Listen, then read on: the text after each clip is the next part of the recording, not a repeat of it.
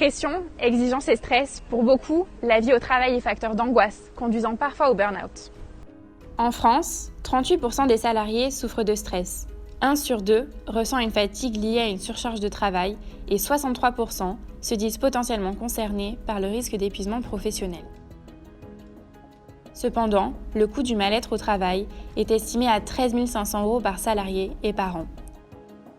Plus grave peut-être, seuls 15% des salariés constatent une implication de leur entreprise pour améliorer leur qualité de vie au travail. Le travail prend une place considérable dans la société et les salariés cherchent à s'y sentir bien. Le travail est l'une des composantes essentielles de notre identité. Plus qu'une manière de subvenir à nos besoins, il est désormais vecteur d'épanouissement et de réalisation de soi. Il donne un sens à notre vie et nous permet de nous sentir utiles à la société. La question du bien-être et de la qualité de vie au travail prend donc tout son sens.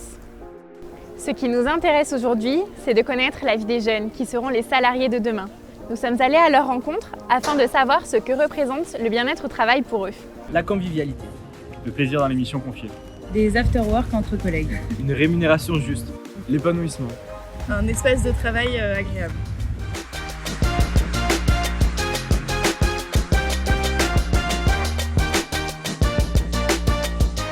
Nous sommes allés à la rencontre de professionnels venant d'horizons différents. PME, espaces de coworking et grandes entreprises, ils nous ont partagé leur vision du bien-être au travail.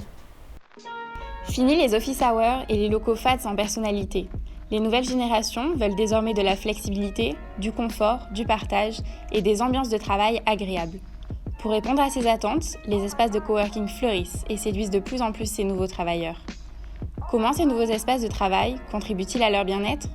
Nous sommes allés chez Yellow Working où nous avons rencontré Andy Ponce et Cassie Amroun.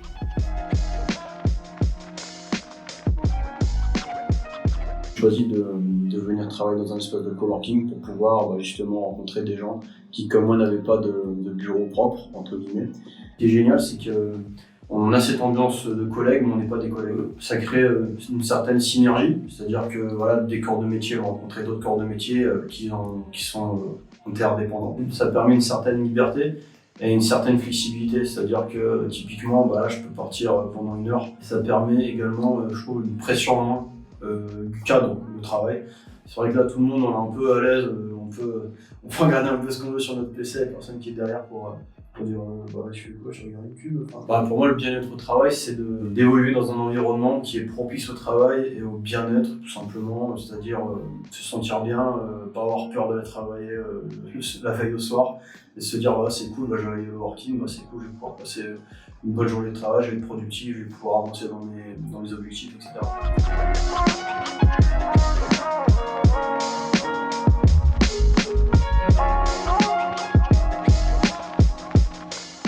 Alors pour moi, les points forts d'un espace de coworking, c'est que ça ressemble pas du tout à un espace de travail classique.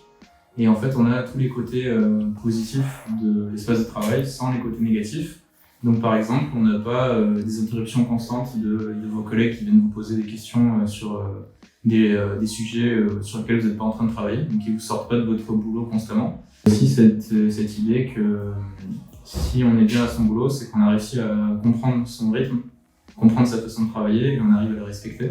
Donc par exemple, on va se rendre compte qu'il y a certains jours où on est moins productif que d'autres, et tant pis, on le sait, et ces jours-là, on va mettre des tâches différentes. Mais c'est vrai que c'est important de ne pas imposer aux gens des façons de travailler et de ne pas imposer des horaires ou des choses comme ça, parce que chacun marche différemment.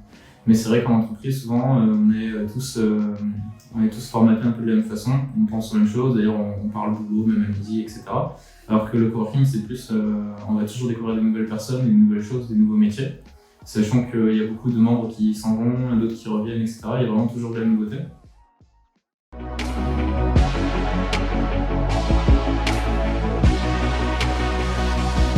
Nous avons poussé les portes de Crosscall, leader européen des constructeurs de téléphones mobiles outdoor.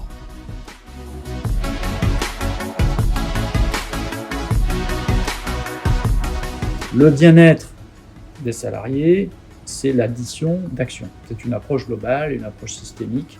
Il y a cette boutade qui circule dans le monde des RH et de l'organisation sur effectivement la table de ping-pong ou le baby-foot qui générerait, ou le gadget qui générerait à lui seul cette forme de bien-être. Évidemment, c'est clairement un non-sens d'aborder cette question du bien-être au travers d'outils ou simplement d'appareils, etc. Puisque le bien-être, si on parle bien-être, c'est un bien-être mental.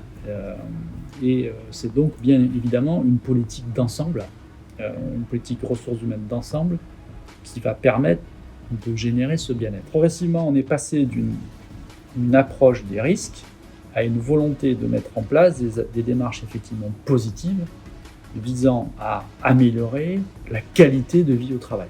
Effectivement, là aussi, il y a tout un champ d'études qui a démontré que les investissements sur la santé, le bien-être des salariés a un impact sur la performance économique, que les deux vont de pair. Donc le management, finalement, a une place cruciale dans le bien-être. C'est le dirigeant d'entreprise. Il a la responsabilité la plus importante.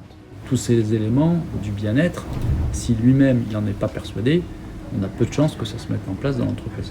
Après, il doit s'appuyer sur qui? Effectivement, sur une direction des ressources humaines ou un service des ressources humaines qui soit capable de porter son discours et de mettre en œuvre des actions structurées, pas simplement effectivement offrir une corbeille de fruits ou une table de baby-foot, mais de lui proposer et de mettre en œuvre des actions avec les managers, puisque c'est là aussi le troisième acteur fondamental finalement dans la capacité à proposer du bien-être, c'est le manager. Mais encore faut-il outiller le manager, le sensibiliser, le challenger sur ce sujet.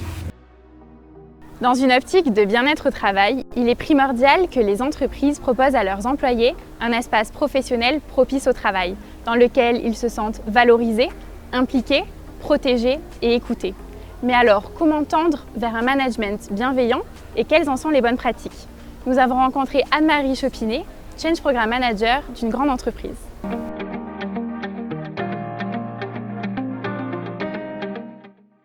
En tant que manager, le bien-être au travail, c'est prendre soin de ses équipes, les écouter, les comprendre, savoir quand elles sont bien et quand elles ont besoin d'aide.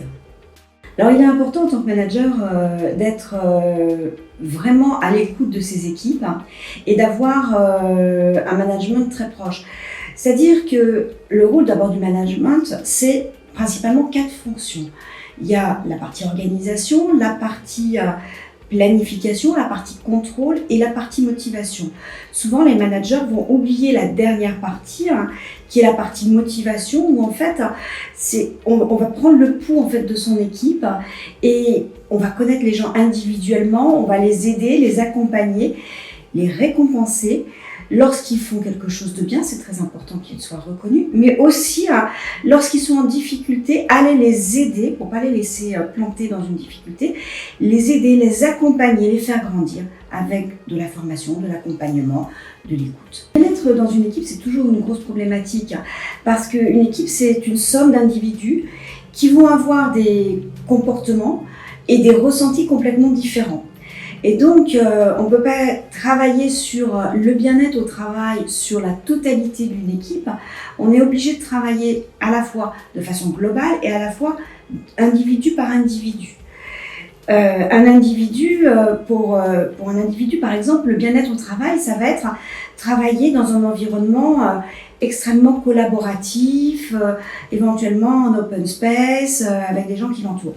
Pour un autre, ça va être de travailler à un moment donné dans un environnement complètement fermé pour être capable de bien se concentrer et puis avoir des interactions un peu plus ponctuelles. C'est vraiment la personnalité des individus qu'il va falloir capter et ensuite faire grandir et travailler sur la cohésion de tout ce groupe-là. Une des principales raisons de s'occuper du bien-être au travail, c'est que l'impact du bien-être au travail des salariés sur leur productivité, sur leur absentéisme, voire même sur l'attractivité qu'a une entreprise pour faire venir des profils qui sont soit rares, soit des profils plutôt jeunes. En fait, tout ça, ça va être important. Les indicateurs que l'on va regarder, en fait, ça va être est-ce qu'on arrive à recruter des jeunes? Est-ce qu'on arrive à les maintenir chez nous? Est-ce qu'on arrive aussi à diminuer l'absentéisme les arrêts de travail, et est-ce que l'on a des gens qui, en fait, travaillent en donnant plus que ce qu'ils devraient à l'entreprise.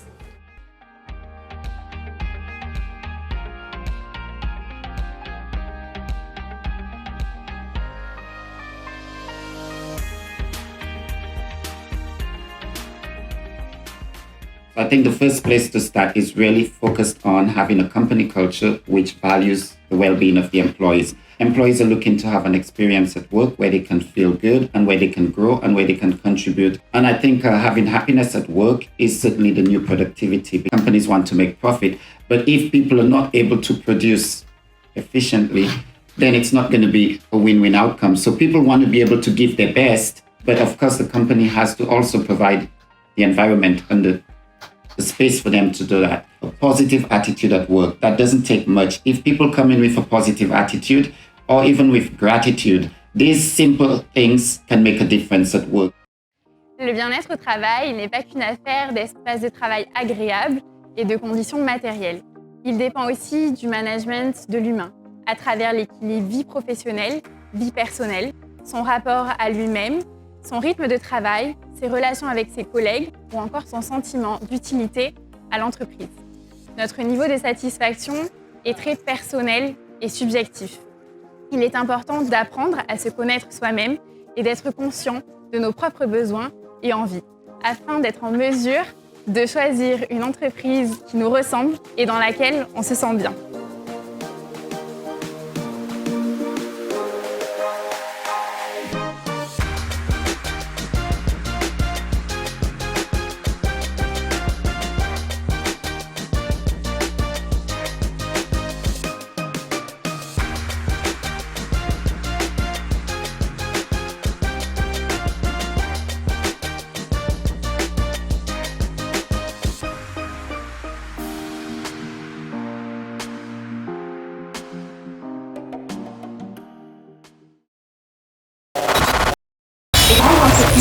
Ils nous ont raconté leur